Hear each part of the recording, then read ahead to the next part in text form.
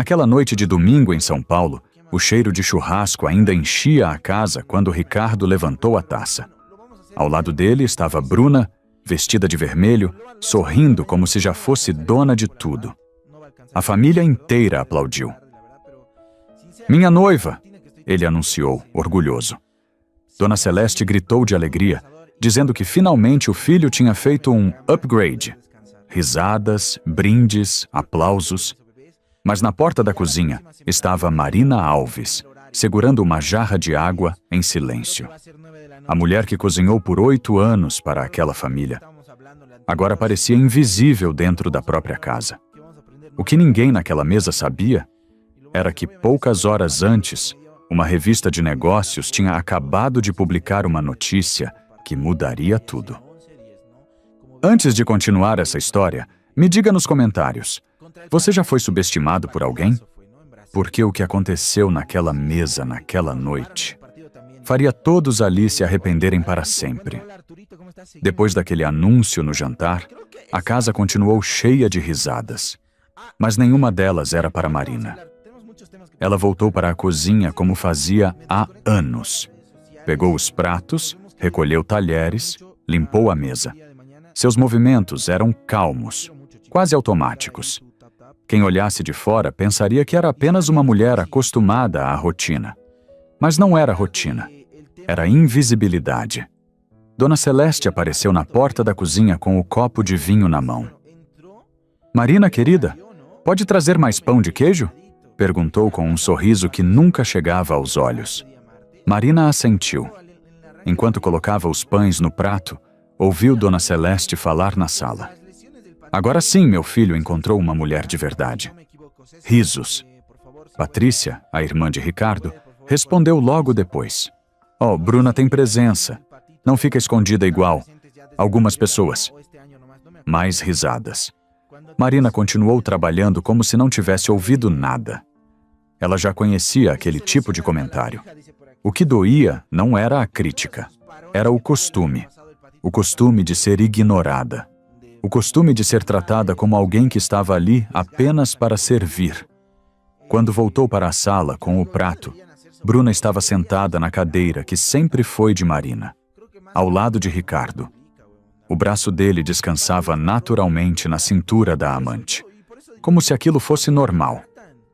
Ricardo pegou um pedaço de pão e sorriu para Bruna. "Ela cozinha bem, né?" Bruna deu uma mordida e respondeu: "Até que sim, mas mulher de verdade precisa mais do que saber cozinhar." Dona Celeste riu alto. "Exatamente, precisa ter ambição."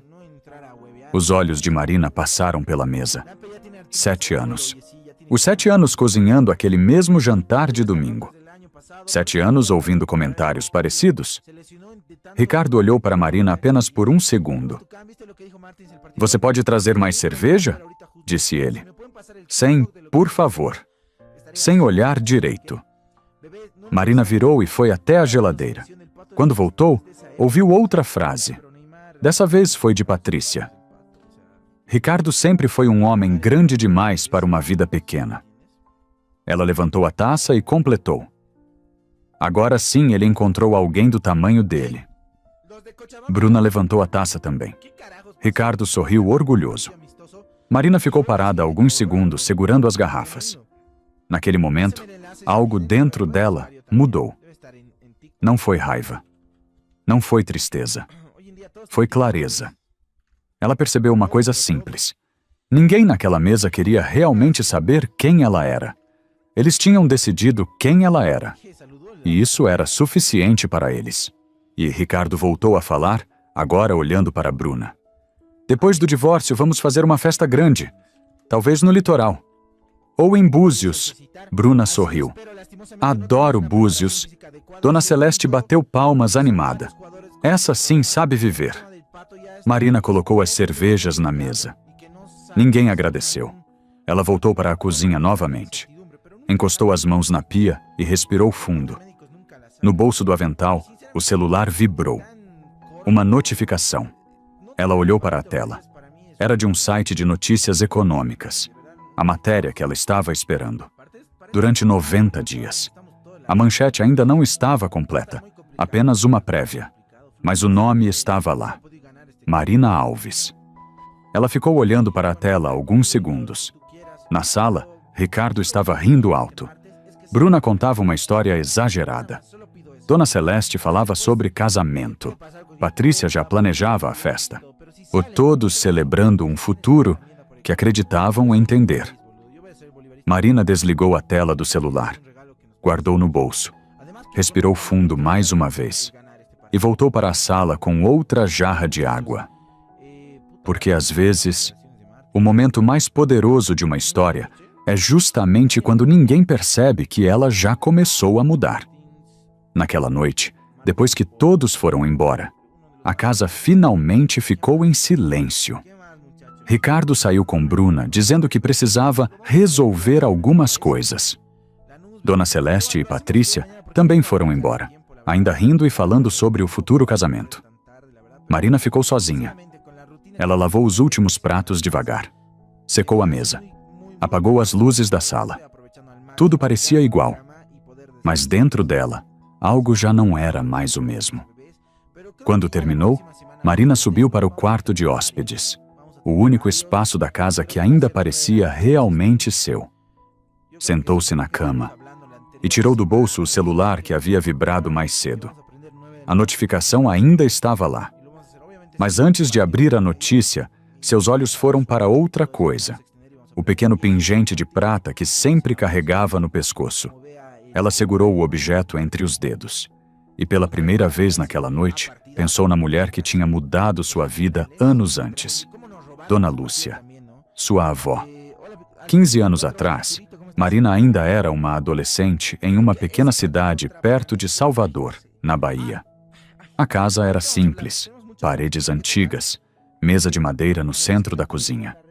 Foi ali que sua avó lhe contou uma história que ela nunca esqueceria.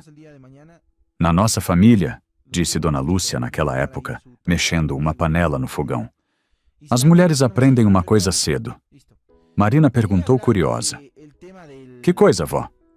A velha senhora sorriu. E que o mundo nunca vai esperar que a gente seja forte. Ela tirou o pingente do pescoço.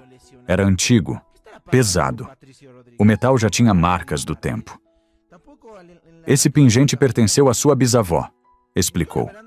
Ela comprou a primeira terra da família em 1934, quando quase nenhuma mulher podia fazer isso. Marina ouviu em silêncio.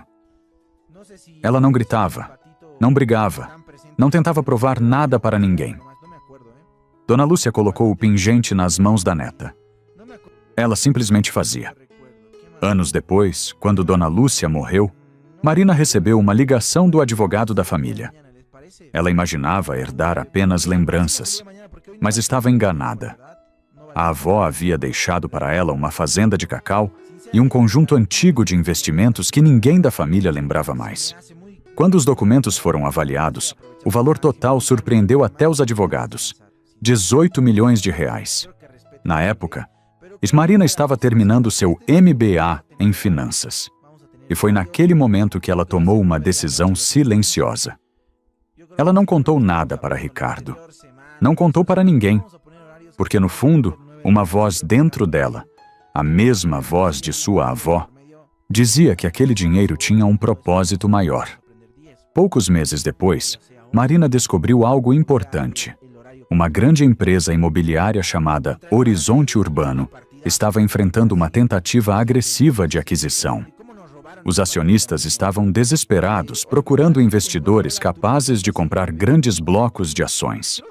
Marina analisou os números por semanas, noite após noite, planilhas, relatórios, projeções. E então percebeu algo que quase ninguém tinha notado. A empresa não estava falindo, estava apenas subestimada. Ela investiu. Primeiro milhões, depois mais e mais. Até que, quando o processo terminou, e algo inesperado aconteceu. Marina Alves se tornou a maior acionista da Horizonte Urbano. O conselho da empresa tentou descobrir quem estava por trás daquela série de compras estratégicas. Durante semanas, ninguém sabia. Até o dia em que Marina entrou na sala de reunião e disse calmamente: "Sou eu." Os executivos ficaram em silêncio, porque naquele momento perceberam duas coisas. Primeiro, a mulher quieta diante deles havia salvado a empresa. Segundo, ela agora controlava grande parte dela. Foi então que fizeram um convite que mudaria tudo. Gostaríamos que você fosse a nova CEO. Marina aceitou, mas colocou uma única condição: confidencialidade total por 90 dias. O conselho concordou.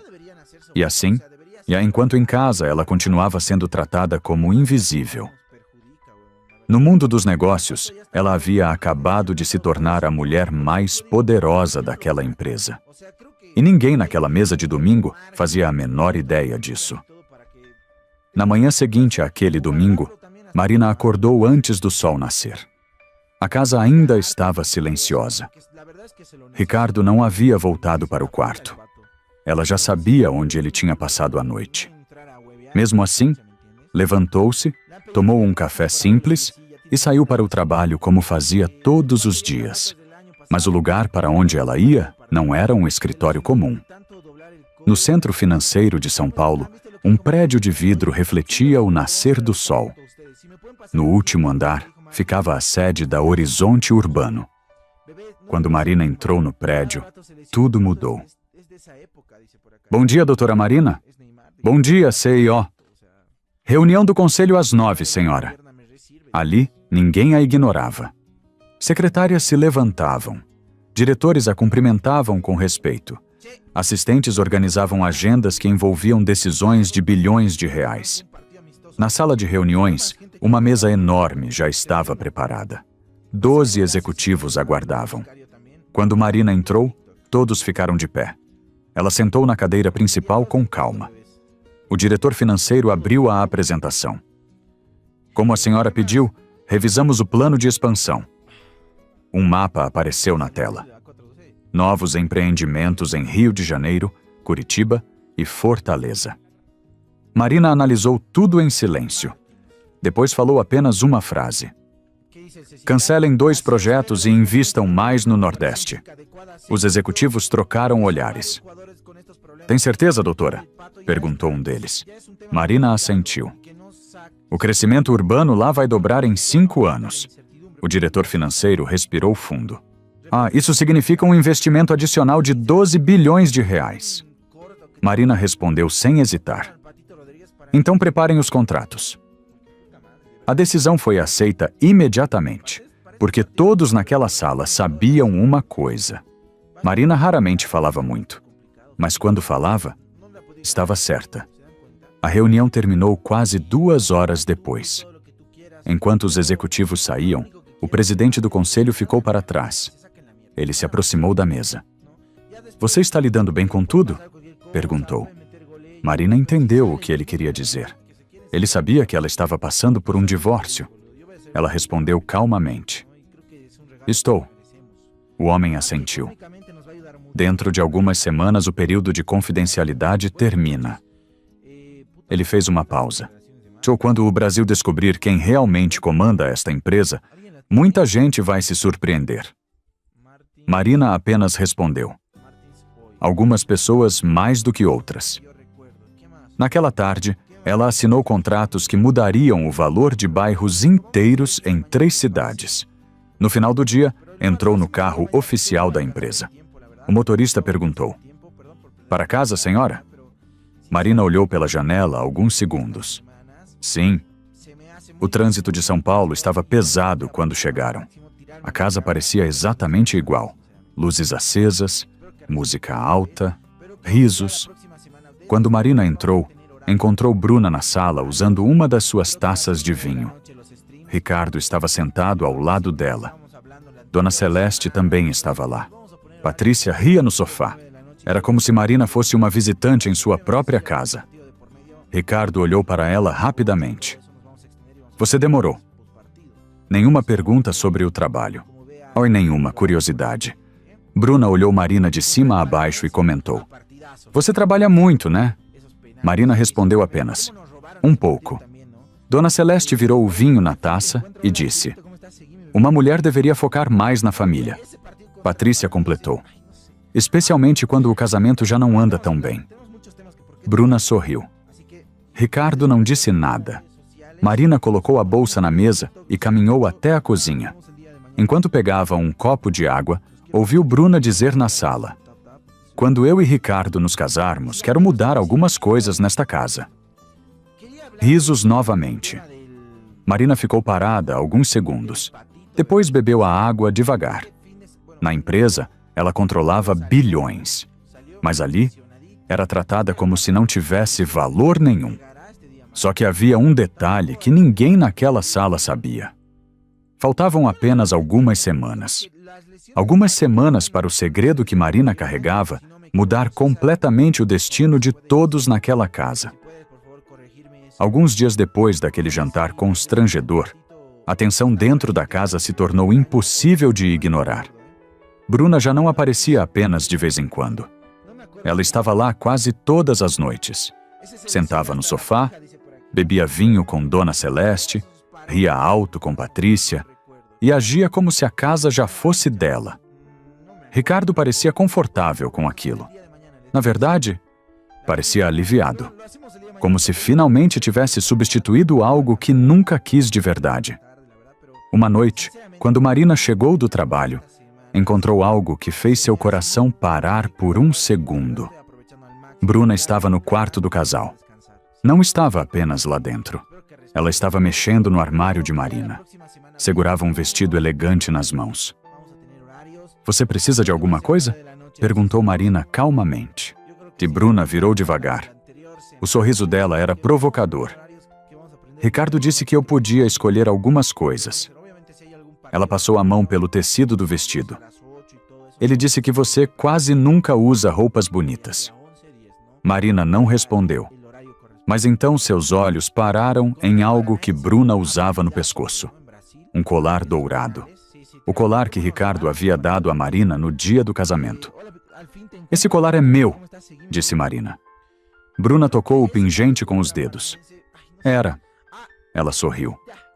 "Ricardo disse que você nunca gostou dele." Naquele momento, Marina entendeu algo que ainda não tinha admitido para si mesma. Bruna não estava apenas tendo um caso. Ela estava tomando o lugar dela. A casa, as roupas, as joias, a vida. Mesmo assim, Marina não gritou. Não discutiu, apenas disse: "Fique com ele." Bruna riu. "Que bom ver que você entende seu lugar." Marina saiu do quarto. Mas naquela noite, ela não conseguiu dormir. Sentou dentro do carro na garagem por quase 1 hora. Pensando em tudo que havia construído. Pensando em quem ela tinha se tornado. E pensando em quanto tempo ainda precisava esperar. A resposta veio alguns dias depois, numa tarde silenciosa. Dona Celeste chamou Ricardo e Patrícia para uma conversa na sala. Marina estava sentada no canto, como sempre, invisível. "Ricardo", começou Dona Celeste, "isso já passou do limite." Ela olhou para Marina rapidamente. "Esse casamento não funciona." Patrícia concordou imediatamente. "Todo mundo já percebeu." Ela apontou discretamente para Marina. "Ela não combina com você." Ricardo esfregou o rosto, como se estivesse pensando. Mas Marina percebeu algo. Ele não estava pensando. Ele já tinha decidido. "Eu também sinto isso", disse ele finalmente. E o silêncio na sala ficou pesado. "Bruna me faz sentir vivo." Dona Celeste sorriu satisfeita. "Então resolva isso." 2 dias depois, Ricardo colocou um envelope sobre a mesa da cozinha. "São os papéis do divórcio." Marina abriu o documento. As condições eram duras. Ela ficaria sem nada. Sem casa, sem dinheiro, sem pensão.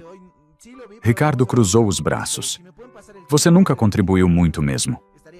Marina leu cada página lentamente. Então encontrou uma cláusula curiosa. Ricardo queria metade de qualquer herança futura. Ele estava tentando pegar algo que nem sabia que já existia. Marina pegou a caneta. Ricardo observava esperando lágrimas. Discussão. Desespero. Mas nada disso aconteceu. Ela assinou, página por página. Quando terminou, empurrou os papéis para ele. Ricardo parecia quase confuso. É só isso? Perguntou. Marina levantou os olhos. Olhou diretamente para ele. Depois de 7 anos. Você disse que eu era invisível, ela respondeu com calma. Então por que eu faria barulho agora? Ricardo deu de ombros. Parecia satisfeito.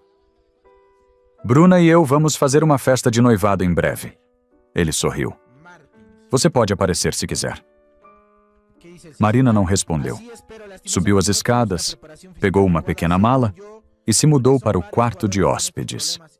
Nas semanas seguintes, ela viveu como um fantasma dentro da própria casa. Ia para o trabalho. Tomava decisões que moviam bilhões de reais. Voltava para casa e assistia seu marido construir uma nova vida, dentro da mesma casa. Mas havia algo que Ricardo não sabia. Algo que ninguém naquela família imaginava. O relógio estava correndo.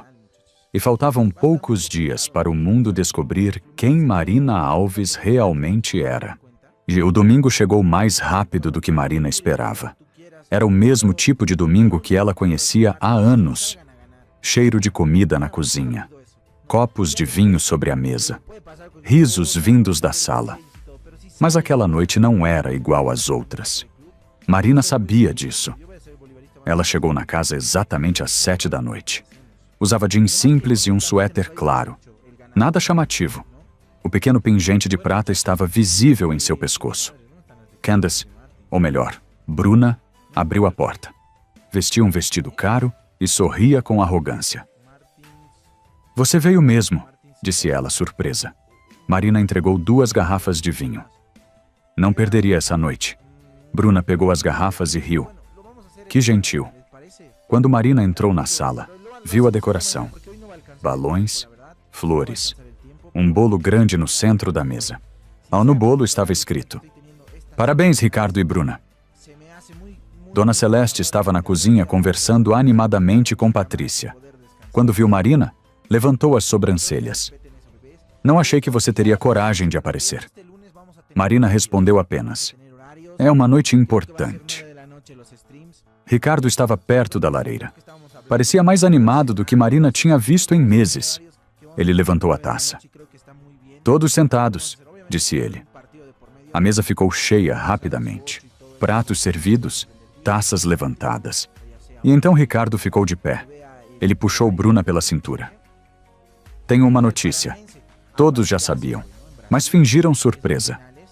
Bruna e eu estamos oficialmente noivos. Dona Celeste gritou de alegria. Patrícia bateu palmas. Finalmente, ela disse. Agora sim você encontrou uma mulher de verdade. As taças se levantaram. Um upgrade, declarou Dona Celeste. Para novos começos, disse Patrícia. Ricardo brindou com todos. Enquanto isso, Marina estava parada perto da porta da cozinha, segurando uma jarra de água. O celular vibrou no bolso do avental. Ela tirou o telefone. Na tela estava a notificação que ela esperava há meses. Revista Exame. Notícia urgente. A manchete ocupava toda a tela. A CEO secreta que assumiu o controle da Horizonte Urbano. Abaixo da manchete estava uma foto. Uma mulher de terno escuro sentada à cabeceira de uma sala de conselho. Era Marina. A notícia já estava se espalhando. Empresários comentavam. Investidores compartilhavam. Canais de televisão falavam sobre o assunto. Mas naquela mesa, ninguém tinha visto ainda. Marina desligou a tela do celular. Colocou o aparelho de volta no bolso. E caminhou até a mesa. Ninguém percebeu imediatamente. Eles estavam ocupados comemorando. Foi Marina quem quebrou o barulho. Parabéns! O silêncio caiu como um peso. Ricardo olhou para ela. Obrigado, respondeu ele. Fico feliz que você esteja lidando bem com isso. Marina inclinou levemente a cabeça. Posso fazer uma pergunta? Ricardo deu de ombros. Claro. Marina falou calmamente. Você sabe onde eu trabalho? Ricardo riu. Algum escritório? Imagino. Alguns riram junto. Marina tirou o celular da bolsa, abriu a notícia e colocou o aparelho sobre a mesa. Eu sou a CEO da Horizonte Urbano. O silêncio foi absoluto. Ninguém respirou. Ricardo pegou o telefone. Leu a manchete. Depois olhou para Marina. Depois para a foto. Seu rosto perdeu a cor. Isso é impossível. Marina manteve a voz tranquila. A empresa vale mais de 420 bilhões de reais. Ela olhou ao redor da mesa. Eu controlo a maior parte dela. Dona Celeste levantou abruptamente. Isso é alguma brincadeira? Marina abriu a bolsa. Retirou um conjunto de documentos. Escrituras, contratos, relatórios financeiros. Colocou tudo sobre a mesa. Não é brincadeira. Bruna ficou pálida. Patrícia não conseguia falar. Ricardo parecia incapaz de processar o que estava vendo. Marina olhou diretamente para Bruna e disse calmamente: e você está demitida. O silêncio na sala parecia pesado. Ninguém tocava no vinho. Ninguém respirava direito. Bruna foi a primeira a reagir. Você não pode fazer isso, disse ela, a voz tremendo. Marina não levantou o tom. Posso. Ela manteve o olhar firme. Seu contrato tem uma cláusula de conduta profissional. Relacionamento com um superior casado viola essa cláusula. Bruna olhou desesperada para Ricardo. Mas Ricardo não estava olhando para ela. Ele ainda encarava o celular. A manchete da revista, a foto de Marina na sala de conselho. CEO da Horizonte Urbano. Parecia que o cérebro dele ainda tentava entender. Marina, espera, disse ele finalmente. A voz dele estava diferente, menos confiante. Você nunca falou disso. Marina respondeu com calma. Você nunca perguntou. Dona Celeste levantou da cadeira. O rosto dela estava branco. Isso é algum tipo de manipulação. Marina pegou um dos documentos na mesa. Esta é a escritura da casa. Ela deslizou o papel em direção a eles. O imóvel pertence ao Horizonte Urbano desde 3 anos atrás. Patrícia pegou o documento com mãos trêmulas. Leu algumas linhas. Depois levantou os olhos lentamente. Ricardo. Mas Ricardo já estava lendo. Cada palavra parecia um golpe. Marina continuou. Aí, durante 3 anos, eu paguei a hipoteca desta casa. Ela olhou diretamente para Dona Celeste, enquanto a senhora me chamava de peso morto. Dona Celeste se sentou novamente. Parecia sem ar. Marina virou o olhar para Patrícia. Seu emprego na Hamilton Properties. Patrícia congelou. Eu adquiri essa empresa na semana passada. O silêncio voltou. Você está demitida também. Patrícia deixou o documento cair. Você está mentindo, disse ela, quase sussurrando. Marina respondeu com apenas uma frase. Segunda-feira você recebe o comunicado oficial. Kwame, o amigo de Ricardo que estava sentado no sofá, tentou falar. Isso está indo longe demais. Mas a frase morreu no meio do caminho, porque ele percebeu algo. Marina não estava gritando, não estava vingativa. Ela apenas estava executando decisões, como fazia todos os dias na empresa. Ricardo finalmente levantou da cadeira. Ele parecia menor, muito menor. Marina, nós podemos conversar. Marina olhou para ele. Durante 7 anos ela tinha esperado aquele momento. Um momento em que ele realmente tentasse ouvi-la. Mas agora, era tarde. Você pediu o divórcio, disse ela calmamente. Eu assinei. Ricardo passou a mão no cabelo nervosamente. Eu não sabia quem você era. Marina deu um pequeno sorriso triste. Esse sempre foi o problema. Ela apontou para o documento do divórcio. O acordo pré-nupcial foi ideia sua? Ricardo assentiu devagar. Então você entende o que isso significa. Ela falou com clareza. Tudo que eu possuo vem da herança da minha avó ou de investimentos feitos fora do casamento. Ela fez uma pequena pausa. Você não tem direito a nada. A palavra nada ecoou na sala. Bruna começou a chorar. Ricardo, faz alguma coisa. Mas Ricardo parecia incapaz de reagir. Marina pegou sua bolsa, endireitou os ombros, depois olhou novamente para Ricardo. Ah, mais uma coisa. Ela falou quase casualmente. A empresa onde você trabalha? Ricardo levantou a cabeça. Eu liguei para seu diretor hoje cedo. Ele congelou. Seu contrato foi encerrado. Ricardo ficou pálido. Você destruiu minha vida. Marina não levantou a voz. Ela apenas respondeu. Não. Ela caminhou até a porta. Eu apenas parei de salvar você. Antes de sair, ela olhou pela última vez para a mesa. O bolo, as flores, as taças, a celebração do upgrade. Espero que tenha valido a pena, disse ela. Então abriu a porta.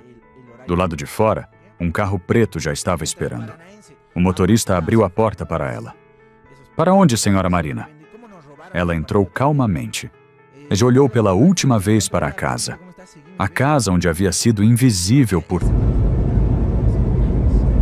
Зайдем, посмотрим, как у них трансляция началась.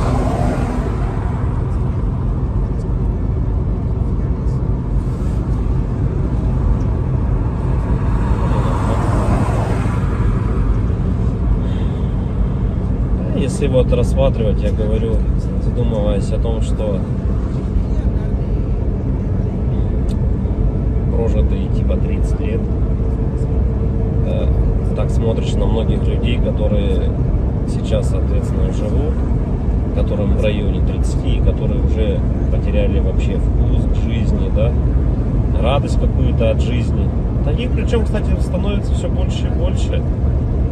Мне кажется, этот средний возраст, когда говорили, что начинается вот этот кризис среднего возраста, он тоже сместился, как и говорят, что сейчас люди, в принципе, быстрее взрослеют, быстрее осмысливают все, да, почему-то это всегда все в плохом больше ключе на самом деле, да, вот что сейчас дети, к примеру, быстрее взрослеют, вот, и мне кажется, кризис вот этот среднего возраста, он, наверное, тоже сместился, и вот я думаю, что он сместился где-то в районе 30 лет. Опять-таки, это тоже не со всеми, наверное, связано. Не у всех людей так, все люди разные. И когда приходишь к той мысли о том, что помимо того, что люди сами по себе стали такие вот, наверное, депрессивные, да, времена такие сложные, да, вот это вот еще извне много каких вещей случается, на данный момент, которые людям усугубляют эту ситуацию на самом деле, вот этой депрессии, вот этих кризисов, да, каких-то переходных моментов в жизни. И непонятно, если конец этому всему, да, наступает для людей потом белая полоса в жизни, и они не могут выбраться из нее. Примеров достаточно на самом деле много. К примеру, вот сосед у меня есть такой хороший парень был. И есть, он хороший человек сам по себе. Но вот у него сейчас очень сложные времена такие, как бы дизмораль на него напала. О том, что он не реализовался в своей жизни к 30 годам, что жизнь у него кончена. И не может он выбраться из этой ситуации. Да? Как говорят, если мы говорим, что это мужики такие, да, типа слабые, да, какие-то,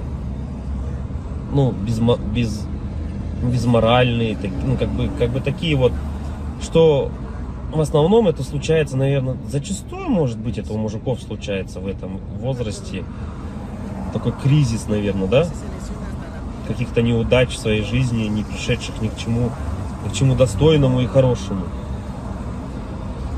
Но вопрос в том, что это мужики такие, типа слабые, или времена такие стали, что если вот разобраться так, вот, например, возьмем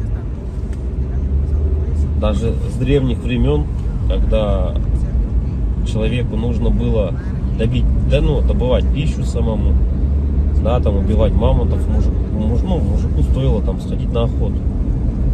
Да, на охоту он сходил, кого-то там добыл добычу, принес домой, да, что-то где-то там поделал дома, и все как бы.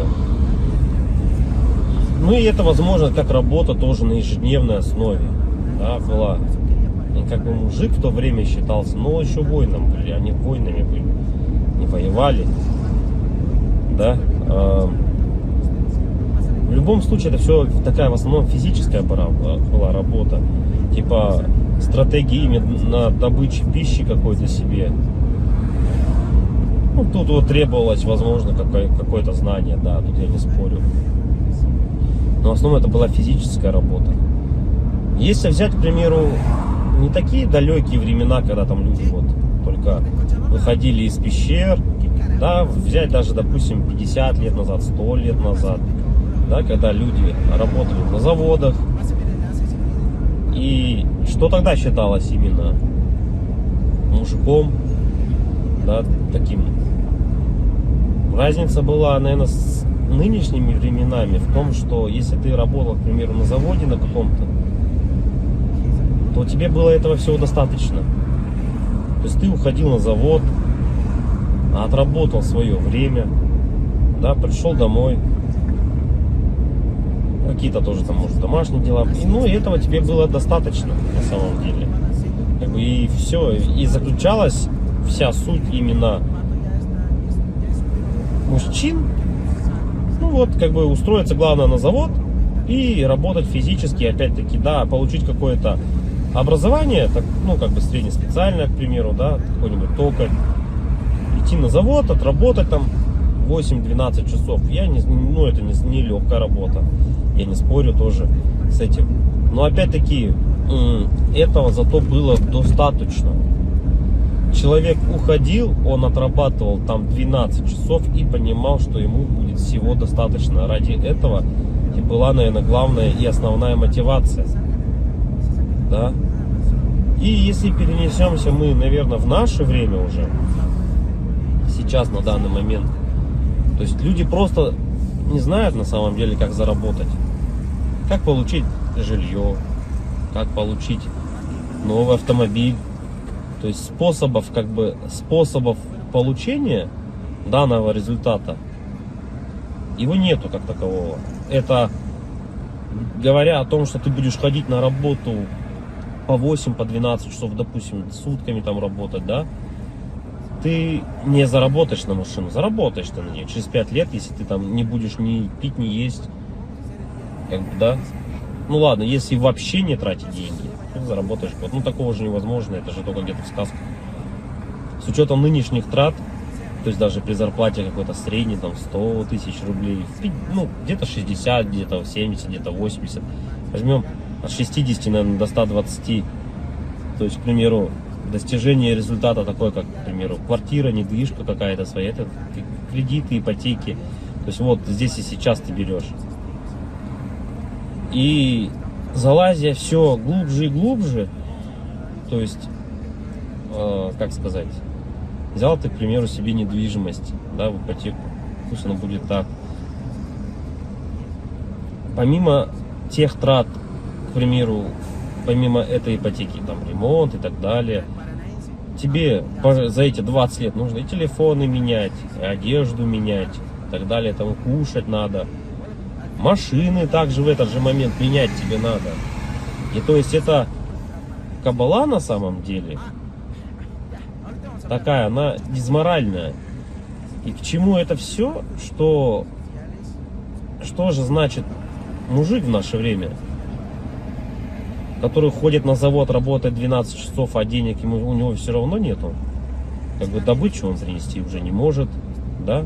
Ну типа он может сходить в лес, но от этого толку особо не будет.